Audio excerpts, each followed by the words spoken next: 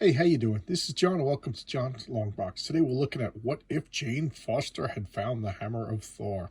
This was the original run of What If Comics. This was number 10, and the comic book speculators are making this comic book unaffordable for normal comic book readers like myself. I have a new hatred for comic book speculators, and I'm calling it now in my video, that there's going to be a back issue crash real soon. And then guys like me who buy comics just because they love comics and love to look at them could afford comic books again. But anyway, that's besides the point. Okay, so let's check this out. Okay, so again, this is the first run of What If. I just picked this up a couple of weeks ago because What If was a comic that I didn't buy every month. I bought it if I liked the premise, because I was a weird kid and continuity meant a lot to me. So when there was just stuff that, I don't know, just didn't interest me, I didn't buy it. So I didn't buy this one because Thor was a main superhero, and for somebody else to be Thor just meant it didn't matter. It was just like, it ain't gonna happen. You know, it wasn't an interesting idea. Somebody else is Thor. Okay, cool. All right, so let's check this out. I love by the sacred beard of Odin. So does Odin have a sacred beard? Free. Okay, let's get get into shape. Get into shape right by the weenus. Free. I always like these drawings. Big fat belly, muscles. Okay, so here we go. Don Glut is the writer, and I have to admit, I don't know much about Don Glut, nor do I know much about Rick Holberg and Dave Hunt. So I don't know. Was What If like the tryout book? If so, it's a good idea. Give people a comic out of continuity that really is just shaggy dog stories. They just don't matter. Okay, so this was published bi-monthly, so that means every other month. This is August 1978. So at this point, I was full on Marvel Zombie. So the premise of What If, for those of you who are new and do not know, is the Watcher, a cosmic being from a race of beings of like cosmic voyeurs that just watch us. He talks directly to us, the readers, and shows us stuff in different dimensions. So here he's giving us a recap of what happened in Thor's early days. The Stone Men from Saturn. If you watch the movies, well, I forget the character's name, but who has the voice of Tiki Wakiki? He does that. Krieg, I think his name is. That's them, the Stone Man from Saturn, and then Thor found the hammer, and blah blah turned into Thor. So you know, I showcased this issue of Journey into Mystery 83, one of my early videos. If you want to go back and check out the very first issue of Thor. See, here he has the Watchman. He's the Watchman, the Watcher. He's talking about everything, and here we have Dr. Donald Blake's fated trip to Norway. But in this universe, he brought Jane Foster with him. And she loves him, he loves her, but he's too much of a coward to admit it.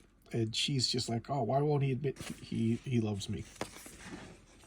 And just like the first issue, the Stone Men of Saturn landed and spotted Dr. Donald Blake in the real comic, and then this time he spotted both of them, and they ran. And they ran so far away, and they became flocks of seagulls. And he trips and falls, and she slides down. And inside, she finds the staff. She pushes the boulder out of the way. She finds the walk. I'm going fast because, you know, this is just recapping Thor's origin. She gets frustrated and smashes the stick, and boom, she turns into Chick Thor. And it's weird because she doesn't have pants on. You know, male Thor gets blue pants. Chick Thor gets hot shorts. But you know, it works for me. So her brown hair becomes blonde, and she's hot Viking chick, right? And I noticed that in the original comic, they spelled Thor wrong. They're Thorr, Thor, but they fixed it. Whoever has this hammer, if he be worthy. See that? If he be worthy. So she is not a he, so she should be worthy. But what do I know? All right, I just think words have meaning. So she decides to call herself Thordis, and my only problem with this, and I don't remember if it was like this in the original comic, but she seems to understand the powers of Thor just a little too easy. Like she knows, I don't know, maybe having the power instills upon her the how it works and everything, but she's like, I should be able to pick up this rock, and then she's like, I should be able to fly by throwing, I guess that happened with the regular Thor. So here she's flying, she saves them, and she just makes short work of the stone men from Saturn.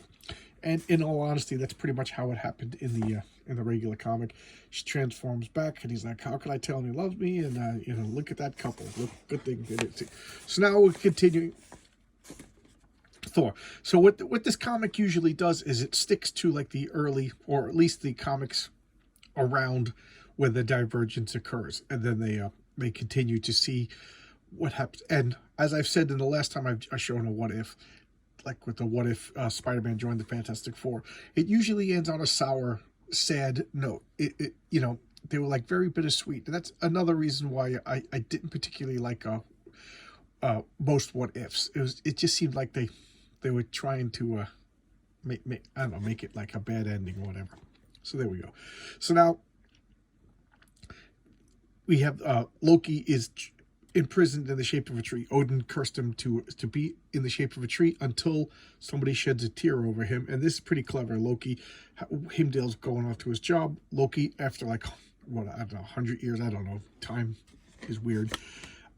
He gets enough willpower to make a leaf land and hit Heimdall in the eye, so he sheds a tear, breaking the curse. And he's like, I gotta go pester Thor. And Thor's down on Midgard. He's been cursed by Odin to learn humility. So that's the origin of Thor, for those of you who do not know, because I'm sure a lot of you people have either stumbled around my videos through watching MCU movies, which is fine, everybody's got to start, but that's why I do this channel, to show the actual comics. So that's wonderful.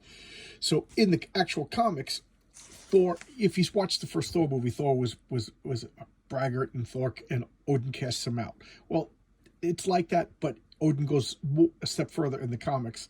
Is he transforms him into Dr. Donald Blake.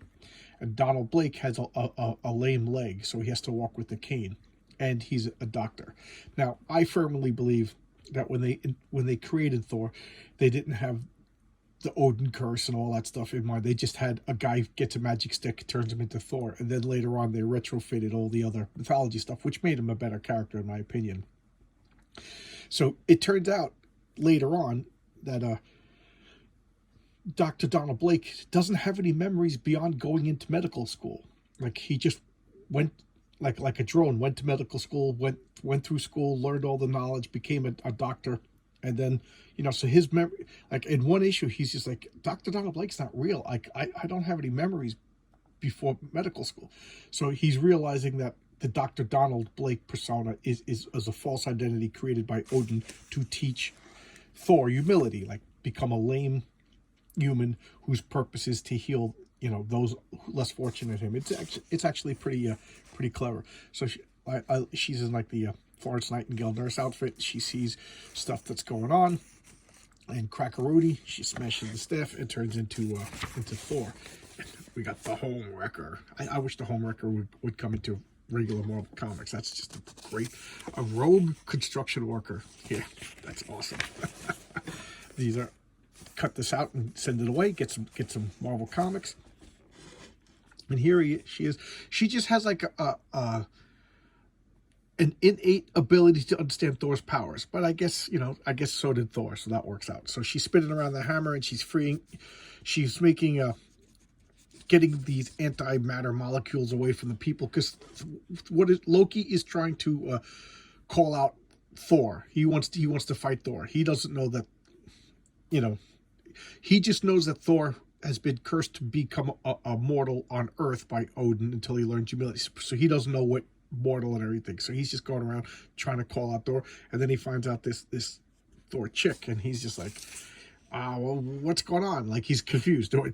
Is this the same person? Do I continue my vendetta? You know what? He's got the power of Thor. I'm going to fight him. So he just doesn't know what to do. He's momentarily confused, and I kind of like that. Loki was like, what do I do? So he he's creating all these illusions to confuse her, and he kind of like paralyzes her for a little bit, because I think, and I think this was actually some subtle writing here. She was a little bit more susceptible to Loki's mental machinations, because Donald Blake, when he encountered Loki, deep down he knew what he was in for, even though like subconsciously he knew. Jane Foster, is really Jane Foster. She's not a false identity over a real god in disguise. So she kind of like fell for Loki, and then she just smacks the crap out. And if you ask me, Loki's smiling a little too hard at being bitch slapped by a woman. You never know. So now they're going on top of buildings, and they're fighting, and Odin summons them to Asgard, and he's just like, what? How you dare you lay, so now, what she does is she throws the hammer at Loki to throw him to space, and she throws him so hard he lands in Asgard. That's right. And now they're like laughing at him that he's getting beaten up by a girl, so he's just exploding with anger, and they're laughing at him some more because Loki's the bad guy. And Odin, it's just like, how did you break free of the curse? He's like, yeah, he tells him what he did, and Odin's like, well, I guess he broke free of the curse. And then just like, where's Odin? Where's Thor, my son? And he's not telling. And Jane Foster is in bed, she can't sleep, and then we have this stupid contest. You could win a trip to Gotham and appear in a superhero comic book. Did anybody win this? I've seen this ad 8 billion times. I've never seen the result of this ad. So she can't sleep. She turns into Thordis, and she flies up, and Odin guides her into Asgard. So she's just like, she's being summoned, and she doesn't know what. She doesn't know about the, all the majesty and everything that goes along with being Thor. So here she is striding through town, and all the guys are like, wow, she's looking hot. Yeah. This guy says, I have a confusing boner. And the guy goes, me thinks Mjolnir is not the only thing that's hard. I'm being crude. But so Thor just strolls in there, and Odin's like, what the hell's going on here? And he's like, he's pissed. He's like, well, I summoned my son, and this girl shows up, and he's threatening her and everything like that. And Fandrel's just like, hey, it ain't so bad. He's always been a dog. And Loki now is actually enjoying this confusion. So the brothers, the Warriors 3, like at the lecherous look, Fandrel's hitting on her, and she's just taking them all out. And Odin is just like, cease, what'll you do? He goes, by the imperial decree of Odin, I end this battle. So Odin is just, he sends, he's like, get out of here, And from this moment hence, I banished Thordis from the Golden Realm, and by my will to never return. Oh Lord, after that I'll be glad to return to Earth. And now Sif is just like, oh, what's going on? So Odin's like, I lost my son. I meant to teach him humility. I didn't think somebody else was going to get the hammer. And I don't know what to do. And Sif was like, yeah, I lost my husband. And Loki's just digging it all. So then we cut to actual Thor comics. Thor fought the radioactive man. He fought the lava man. Cobra and Dr. Jekyll. He joined the Avengers. And Hank Pym is leering at her. All this stuff's going on. So now Odin is watching to see what's going on. Sif is kind of upset, and they're like bonding over mutual loss. Loki's just digging it all, laughing at all, and then Sif goes down to Earth and transforms into a normal human and is drowning, and Dr. Donald Blake goes out and saves her. And he's like, well, I can't believe I saved you, but, swimming, whatever. And she's like, I'm going to heal your leg. And she turns into Sif, and she proclaims her love for him. And he's just like, yeah, I think I love you too. And they're strolling down the street. Everybody's checking out Sif. Loki shows up, and they just start fighting, and he jumps on Loki. He doesn't know what he's in for, and Loki just beats the crap out of him. So he's actually got a little carried away because his leg isn't lame anymore. Sif healed him. Remember, there's really nothing wrong with his leg. It's just part of the curse. And then Loki just beats the crap out of... did I miss? Yeah, he does something to Sif that we don't notice, and she's now dying. Her internal organs are all got twisted. So Thordis shows up and says, you got to do surgery on him. And she's like, this makes no sense. This is just bad soap opera comic, right? He's like, I can't perform this surgery without my nurse. She's the only one, you know. So Thordis dresses up and assists her because she's really Jane Foster. And she's like, I'll live, my beloved will get married. And Loki's like, curses, foiled again. Snidely whiplashed again. And she calls out to Odin. And, you know, it's the end of the world because Magog is coming. That was such a great story. Odin is afraid to go to the Odin sleep to replenish his cosmic energy. Magog is going to come. Loki is just going to, you know, be the nihilistic jerk that he is. And so Thordis goes to fight the Magog, and Thor wakes up in time, like Deus Ex Machina, and neutralizes the threat of the Magog. And Loki, Donald Blake pulls out a sword. I'm just taking too long to this. And ultimately what happens is Odin takes the hammer from Thordis, gives it to Donald Blake. He turns into Thor, but he rewards Jane Foster by turning into like a goddess version of herself. Thor and Sif get married, and then coincidentally, how bizarre that there's no Frigga in this version of the universe. So Odin pledges his love for Jane Foster, and she's just like, yeah, why not? You know, sassafras. And she learns to love Odin, and she becomes the new. I just thought that I was with this story. I was like, all right, you know, it's good as far as what ifs go, but that ending I just didn't like. So there you go. And then the Beatles. That would be great. The Beatles as the Fantastic Four. Oh my God. What if the Beatles were the Fantastic Four? Or what if the Fantastic Four were the Beatles? There you go. Let's write that issue. And then Dracula eating Slim Jims. And then the Spalding ad that we've all seen a million times. So there you go. This is What If Jane Foster Had Found the Hammer of Thor.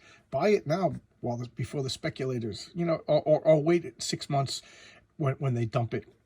We could get it cheap again. I don't know. I really do think that there's going to be an implosion of back issue speculation. All right, so there you go. This is my video for the day. My sleep pattern is messed up. I actually went to bed. It's 3 o'clock in the morning. I went to bed. I slept for an hour, and now I'm wide awake. I had I don't know, just weird dreams. I guess I'm worried about my cat, but whatever. And that doesn't matter. My cat. I got to take it to the vet tomorrow. Take it to a specialist. She's retaining water. We don't know why. She just feels like a giant muscle. She's just like, you know, and she's having trouble going to the bathroom. It's really sad. So whatever, you know, hope she doesn't have to travel over the Rainbow Bridge. Okay, we'll see you tomorrow with another video. Bye-bye.